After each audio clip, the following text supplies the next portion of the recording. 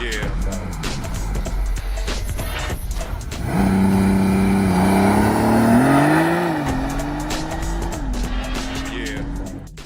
What's up, guys? Just a dad with a Porsche here.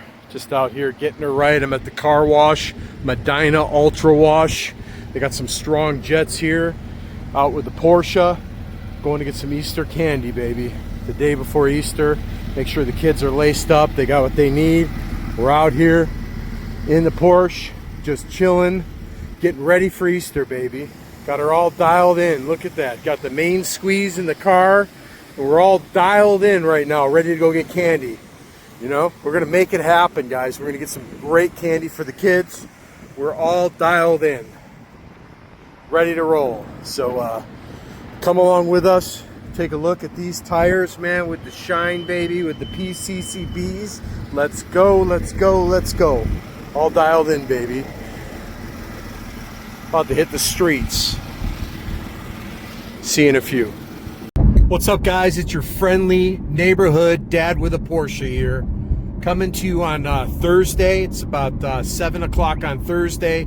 76 degrees here in Cleveland, Ohio, which is a fantastic day today. A little overcast. There was a little bit of rain earlier today, but now it's gotten really nice.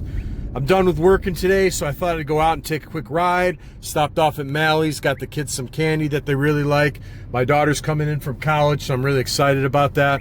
We got all kinds of special food we're making, and it's just a good time in the holidays to be with people.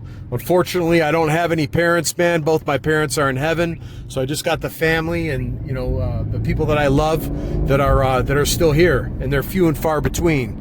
So if you have the ability to spend time with your mother or father this holiday season or Easter, you know, spend time with them. Good Friday, whatever you celebrate, spend time with them, talk to them, tell them you love them, squeeze them hard, because just like that, man, they can be gone. So I don't know, the title of this video is a little bit controversial, I guess, but it's my title, and it's titled "Don't Be a Pussy." And that may be controversial for you guys. I guess it'd be controversial for anybody, but really that's what it is. Hold on, we got some cop action up here. Radar's going off. KA, baby. KA straight ahead. Where is he? Where is he? Where is he? Let's see.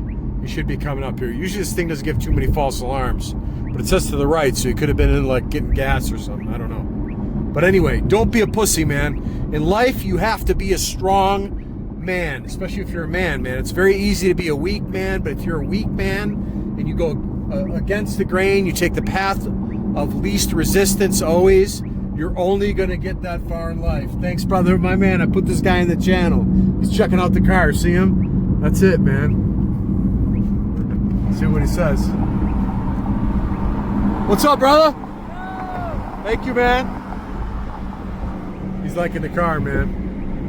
So you get a lot of love for this car, man, when you're out running. But anyway, just a dad with a Porsche here running around. You have to be a strong dad. You have to be a strong person when you're in life. There's no other way but to be a strong guy. And that's kind of one of the stories that I had here in life with this car in particular. You know, this car was in, it was ready to go, and I was going to buy it. And I went the night before to Beechwood Porsche. I'm going to input the picture right here to look at the car. And it was sitting on the showroom floor waiting for me. It really was.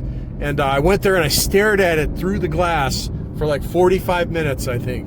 Walked around, looked at it from every angle, and I was like, man, am I going to do this? Am I really going to buy this? And then I was like, yes, I am. I just ripped past that guy. I wonder if that's okay. Somebody may call the cops on me. Anyways, that was crazy, bro. That was probably awesome. Wish he got on video. Matter if things happen slow or fast, because we're hitting the gas. So I'm sitting here at the red light, man, at the yellow light, just chilling. So I bought this car. I have this car coming in, and it's on the showroom floor at Beechwood Porsche here. And I went there the night before. The guy said it was on the floor. He knew I was coming in the next day to pick it up. And I put the windows down here. Let me put them up so you can hear.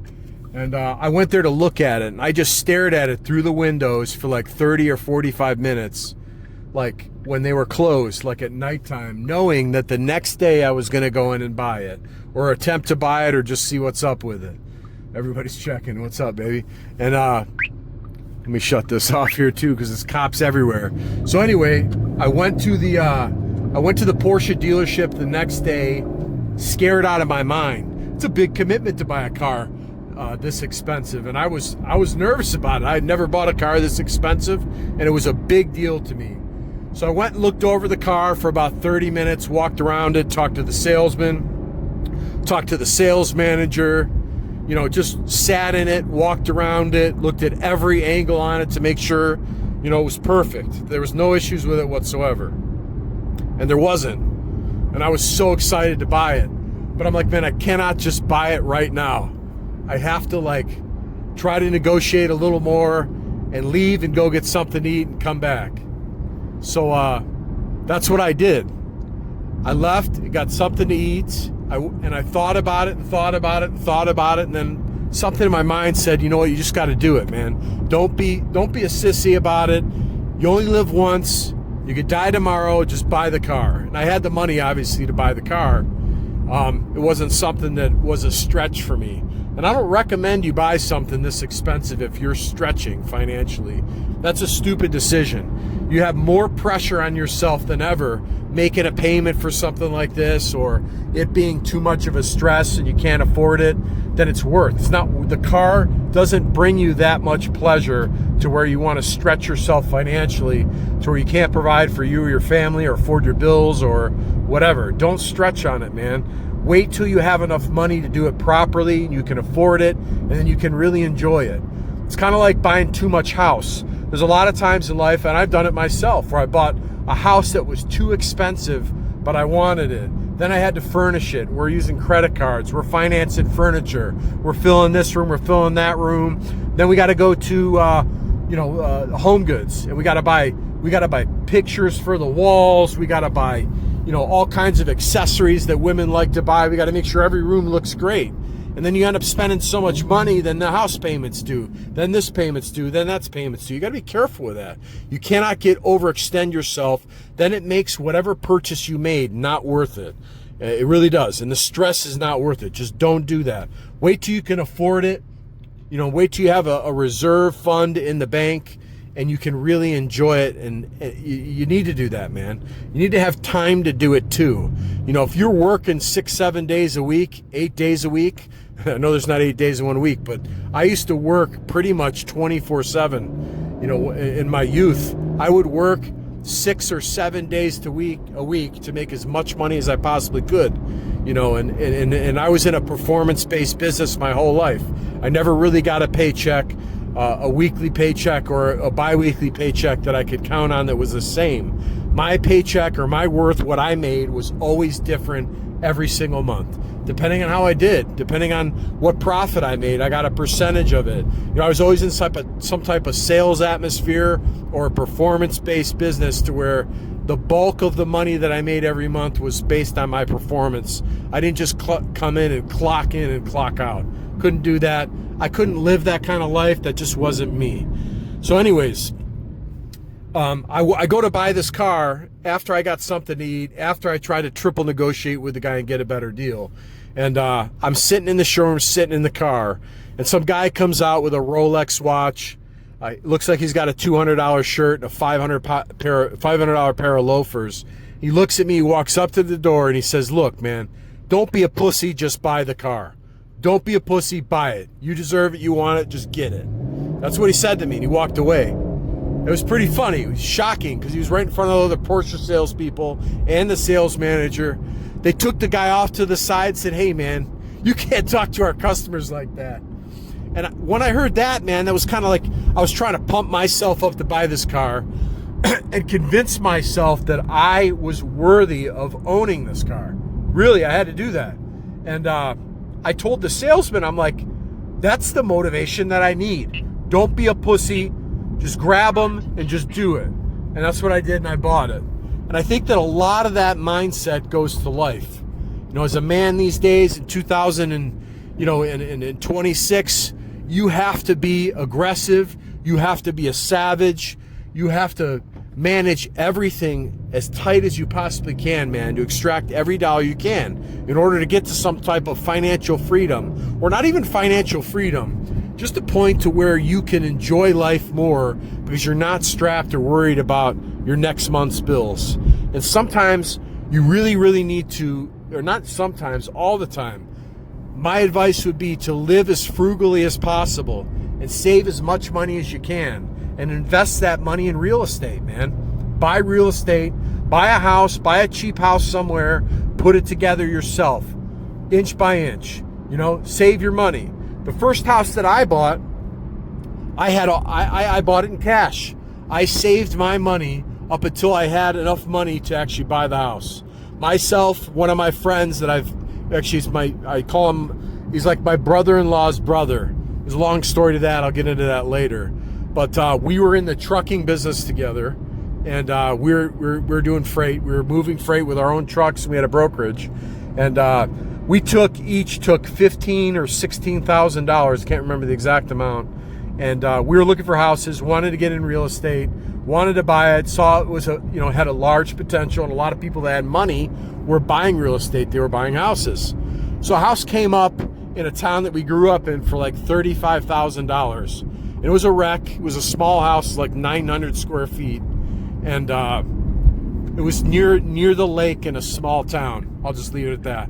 So we thought, you know what? Let's just buy it. It doesn't matter what it looks like inside. It looked okay outside, but inside we didn't know because it had been abandoned for a long time. So let's just buy it no matter what. We'll see it through and see what happens and do it. So anyway, we bought the house. It was like $36,000, so a little more than $16,000 each, I guess, between us. And we bought the house. It was an abandoned house, a foreclosure, had a shared driveway, had a guy living in the shed behind the house, and the next door neighbor was on all sorts of pharmaceuticals. We'll just leave it at that to keep it straight. But that was another time in my life where I had to say, let's not give in to the easy road. Let's not be a pussy. Let's make a decision. Let's take a leap of faith. Let's do things the hard way, and let's just buy the house. Let's see it through. So we went through multiple contractors that did bad work, that stiffed us, that didn't do a good job, that didn't complete, that didn't show up, that we paid, that didn't do things. Finally, this house was like an hour away from my house. I had to actually get in my car with my son and drive out to that house every weekend and fix it myself, finish it myself, find the contractor to do stuff I couldn't do. Then I was caulking, I was painting, I was drywalling, I was, putting up accent walling. I was everything you could think of I was doing. Light electrical, changing switches. I did it all. Whatever it took, I had to do it. So we wanted to have rental property. And in this specific area, rental houses were inexpensive, single houses. We saw these guys doing the BRRR method.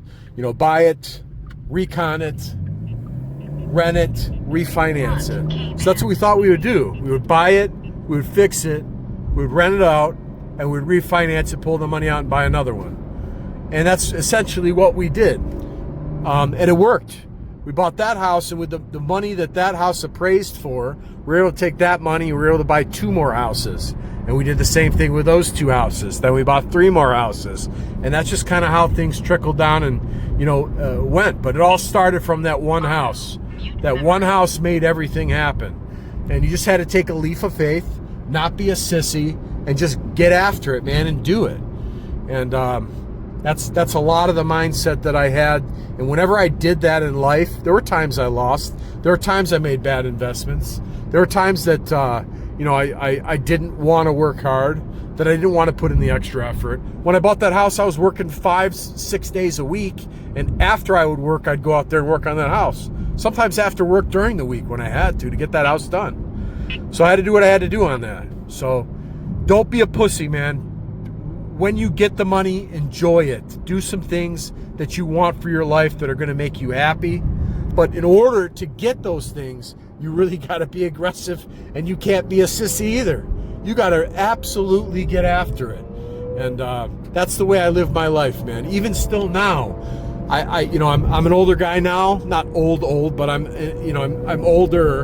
And my kid, my son graduated college. My daughter is in her sophomore year in college, And I want to get after it. I want to start relaxing and enjoying my money a little bit, and enjoying my life a little bit more, living my life a little bit more for me. Not caring as much about saving every penny or investing every penny, but just enjoying what my money, what I've had to do to earn that money, because it wasn't easy. Look at this guy on this bike, man. I worry about these guys on their bikes. I hope I don't see a guy like this crash in front of me or something. It scares me to death the way these guys drive. Let's see if we can rip it a little bit here. Oh, he's giving me the thumbs up. You see him? Here he goes. Here we go! I can't show you that in Mexico here on camera. But anyway, I appreciate you guys tuning in. I'm going to give you a lot more stories. I'll probably get better at telling stories in the near future, but you got to get after life, man. You can't be a pussy. If you're a pussy and you don't get after life and you're unhappy with your life and the way things are, those are the results you're going to have because of you. Because of your deal, man. This guy's getting after it here. Look at this guy. So we're doing it, guys. I appreciate you tuning in. Thank you so much for everything you do. Please like and subscribe. Yeah, buddy. Yeah, my man. Let's give me a thumbs up. Just a dad in a Porsche here, man.